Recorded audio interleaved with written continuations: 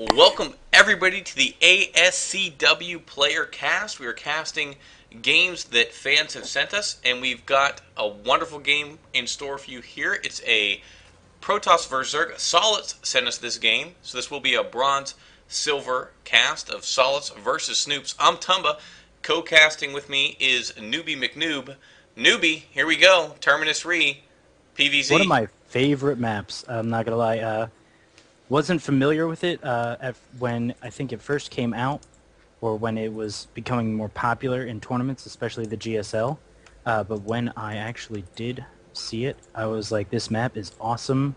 I must play this map all the time." Looks like Solitz did a double extractor trick. I don't know if you caught that. That was interesting. Yeah, trying to get as many drones as he can, and interesting, I'm seeing a couple different colored drones. I see green ones and red ones. Wonder if that's a Euro thing, as this game was on the Euro server. But, at any rate, PVZ matchup a lot of Protoss have been having a hard time with as of late, simply because they don't have OGSMC's micro, and are trying to use some of OGSMC's builds. So, Forge Fast Expand, the new standard, to Stargate. Obviously go right for the third of the Zerg, try to slow down those drones, slow down that production, that economy, while getting about 6 warp gates, and going to something like Blink Stalker or turtling off 3 base and getting that Protoss Death Ball, which we know is comprised of High Templar, Colossus, and Stalkers. Yeah, it is definitely changing. Usually back in February we would see 4 gates, which were very, very powerful, and then we saw the 3-gate sentry expand, and now Zergs have adapted to that, and Protoss have adapted back and making the Forge Fats expand more or less the norm.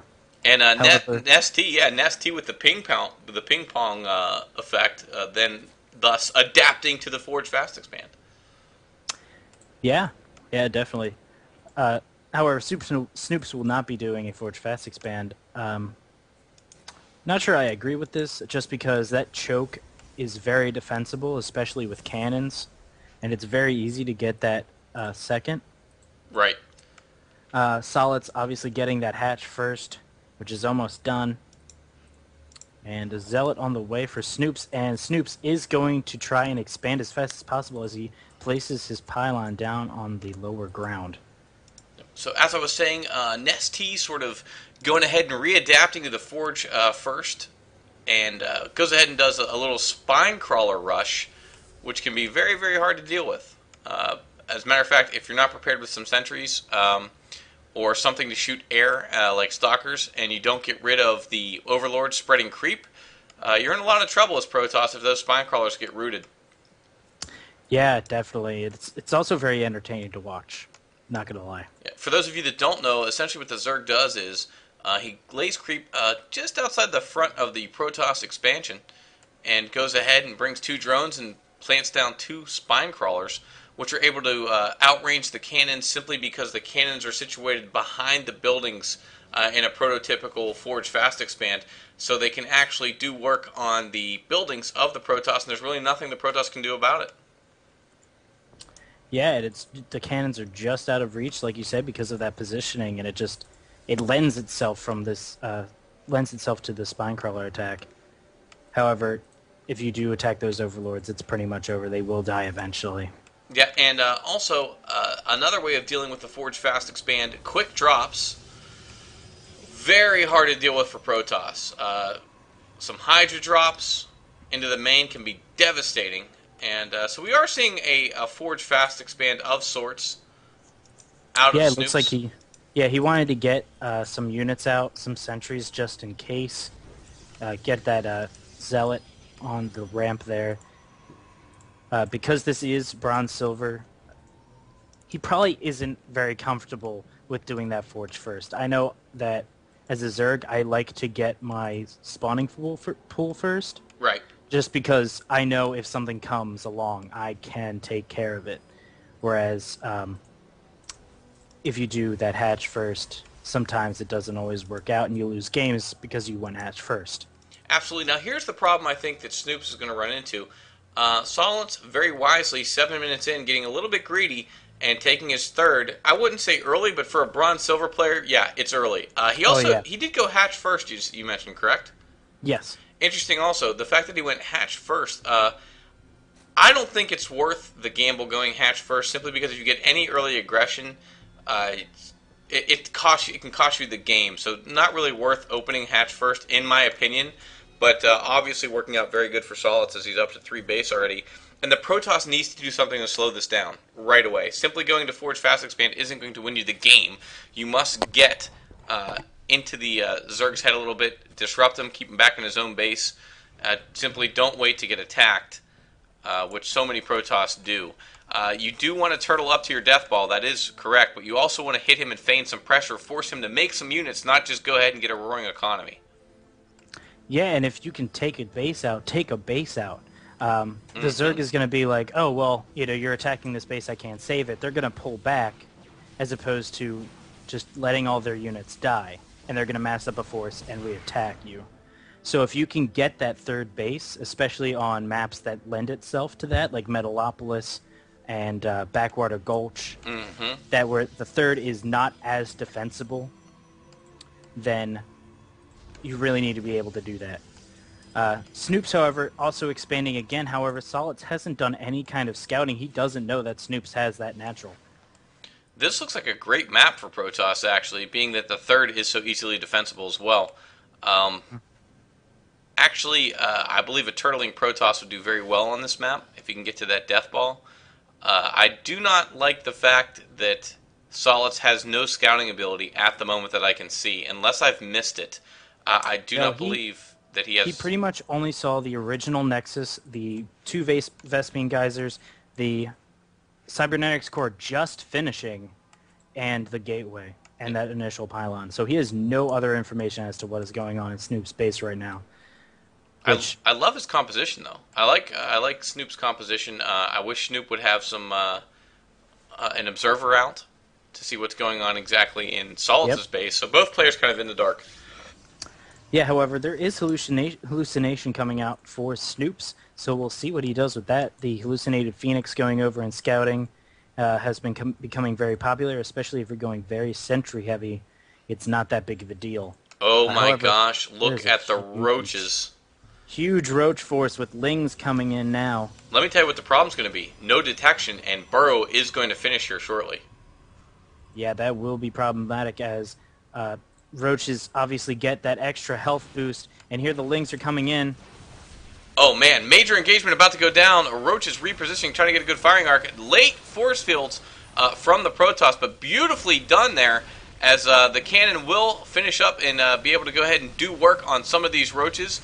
While Guardian Shield has gotten popped, needs to go ahead and put down another layer of force fields and only bite off what he can chew here. Beautiful. Yeah, very Beautiful good. force fields.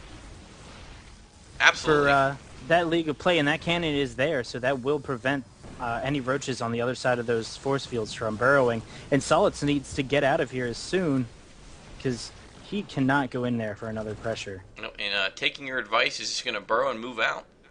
Try to go ahead and rest up and recoup. Yeah, that's definitely what he needs right now. Snoop with very, very well done force fields. Yeah. Is that a real Archon? That is. It is a real Archon. He got High Templar. He did. Yes.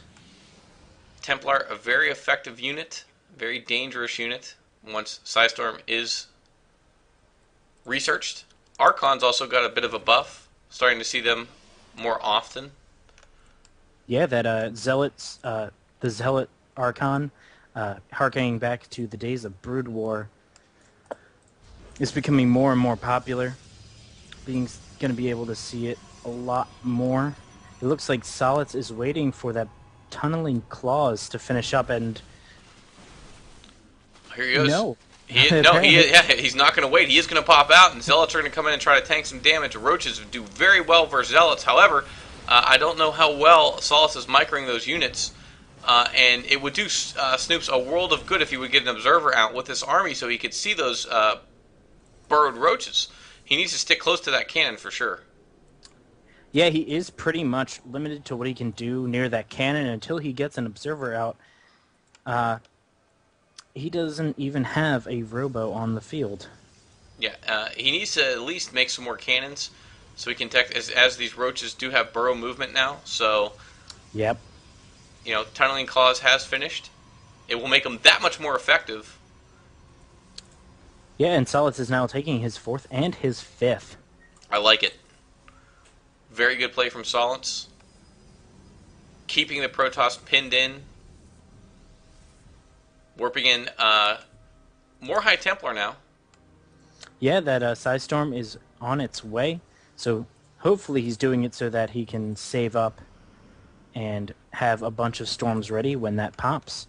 Meanwhile, Hallucinated Phoenix on the way. It's going to go right by that 5th. Great scouting. He does see it, and I think we're going to have an engagement as Yep. roaches do pop up. Zealots are in the fray. It would be great if he can go ahead and get those High Templar.